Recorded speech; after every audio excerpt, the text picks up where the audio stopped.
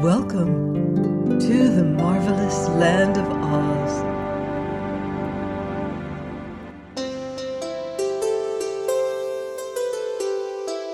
I'm Mardell, reading Dorothy and the Wizard in Oz by L. Frank Baum.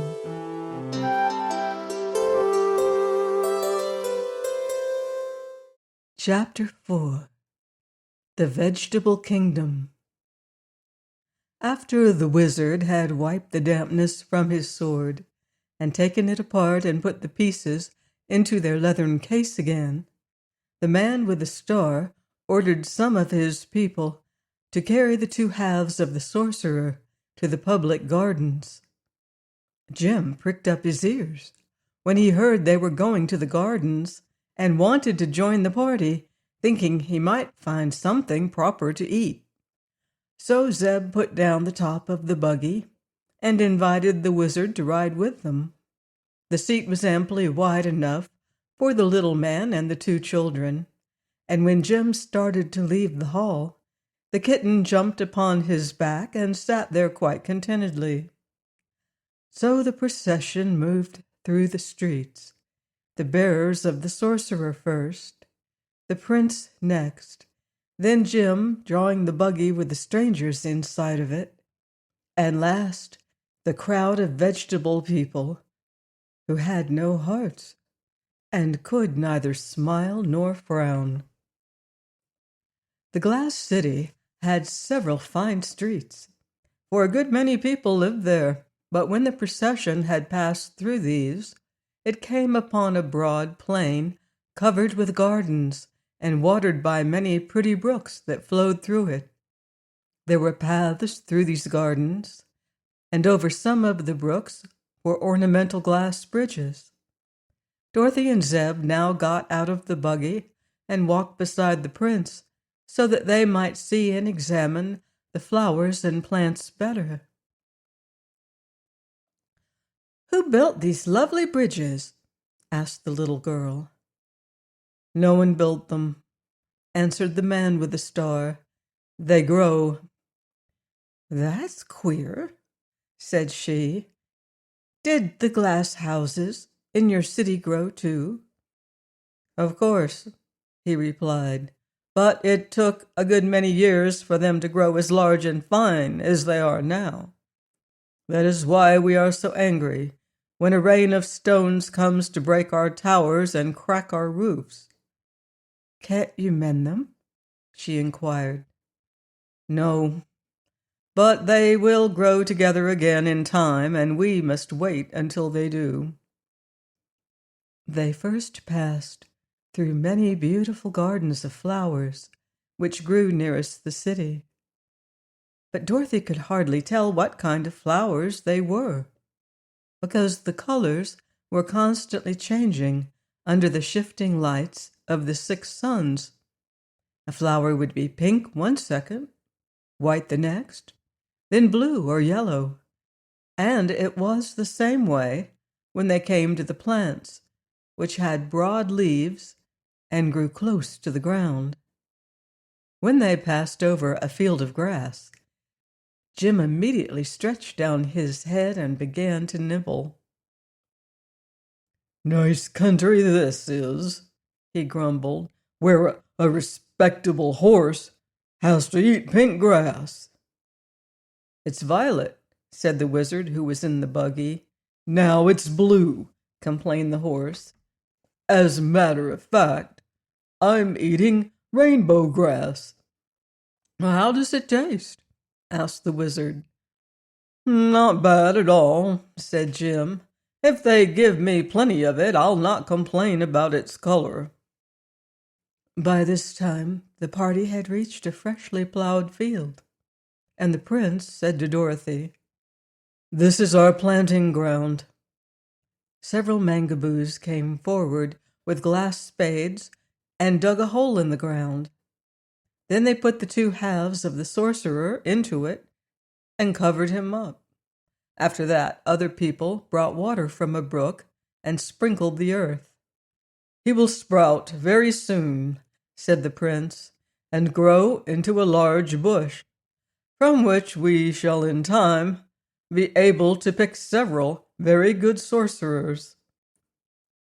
"Do all your people grow on bushes?" asked the boy. "Certainly," was the reply. "Do not all people grow upon bushes where you came from on the outside of the earth?" "Not that I ever heard of." "How strange. But if you will come with me to one of our folk gardens, I will show you the way we grow in the land of the Mangaboos." It appeared that these odd people, while they were able to walk through the air with ease, usually moved upon the ground in the ordinary way. There were no stairs in their houses because they did not need them, but on a level surface they generally walked just as we do. The little party of strangers now followed the prince across a few more of the glass bridges and along several paths until they came to a garden enclosed by a high hedge. Jim had refused to leave the field of grass, where he was engaged in busily eating, so the wizard got out of the buggy and joined Zeb and Dorothy, and the kitten followed demurely at their heels. Inside the hedge, they came upon row after row of large and handsome plants with broad leaves gracefully curving until their points nearly reached the ground. In the center of each plant grew a daintily dressed mangaboo, for the clothing of all these creatures grew upon them and was attached to their bodies. The growing mangaboos were of all sizes, from the blossom that had just turned into a wee baby to the full-grown and almost ripe man or woman. On some of the bushes might be seen a bud, a blossom, a baby, a half-grown person, and a ripe one, but even those ready to pluck were motionless and silent, as if devoid of life. This sight explained to Dorothy why she had seen no children among the Mangaboos, a thing she had until now been unable to account for. "Our people do not acquire their real life until they leave their bushes," said the prince. "You will notice they are all attached to the plants by the soles of their feet, and when they are quite ripe, they are easily separated from the stems and at once attain the powers of motion and speech. So while they grow, they cannot be said to really live, and they must be picked before they can become good citizens." "How long do you live after you are picked?" asked Dorothy. "That depends upon the care we take of ourselves," he replied. "If we keep cool and moist and meet with no accidents, we often live for 5 years. I've been picked over 6 years, but our family is known to be especially long-lived." "Do you eat?" asked the boy. "Eat? No, indeed. We are quite solid inside our bodies and have no need to eat any more than does a potato." "But the potatoes sometimes sprout," said Zeb. "And sometimes we do," answered the prince, "but that is considered a great misfortune, for then we must be planted at once." "Where did you grow?" asked the wizard. "I will show you," was the reply. "Step this way, please." He led them within another but smaller circle of hedge, where grew one large and beautiful bush.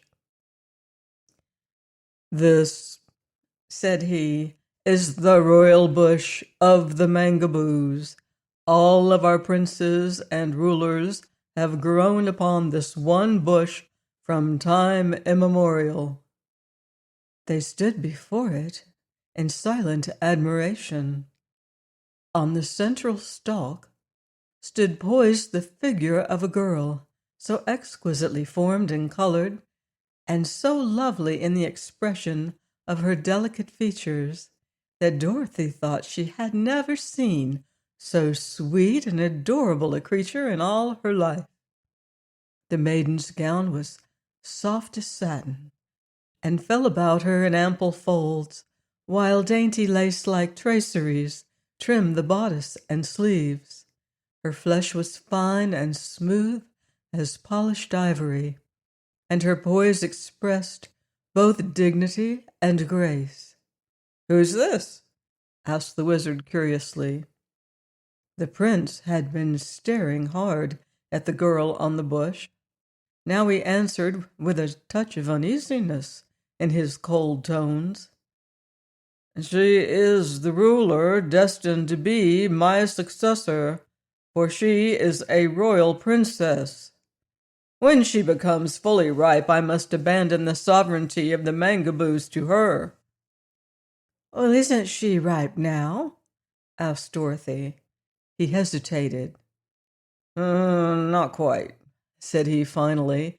"It will be several days before she needs to be picked, or at least that is my judgment. I'm in no hurry to resign my office and be planted, you may be sure." "Oh, probably not," declared the wizard, nodding. "This is one of the most unpleasant things about our vegetable lives," continued the prince with a sigh, "that while we are in our full prime, we must give way to another and be covered up in the ground to sprout and grow and give birth to other people." "I'm sure the princess is ready to be picked," asserted Dorothy, gazing hard at the beautiful girl on the bush. "She's as perfect as she can be." "Never mind," answered the prince hastily. "She will be all right for a few days longer, and it is best for me to rule until I can dispose of you strangers who have come to our land uninvited and must be attended to at once." "What are you going to do with us?" asked Zeb. "That is a matter I have not quite decided upon," was the reply. "I think I shall keep this wizard until a new sorcerer is ready to pick, for he seems quite skillful and may be of use to us. But the rest of you must be destroyed in some way, and you cannot be planted, because I do not wish horses and cats and meat people growing all over our country." "You needn't worry," said Dorothy. "We wouldn't grow underground, I'm sure." "But why destroy my friends?" asked the little wizard. "Why not let them live?" "They do not belong here," returned the prince. "They have no right to be inside the earth at all." "Oh, we didn't ask to come down here. We fell," said Dorothy. "That is no excuse," declared the prince coldly. The children looked at each other in perplexity, and the wizard sighed.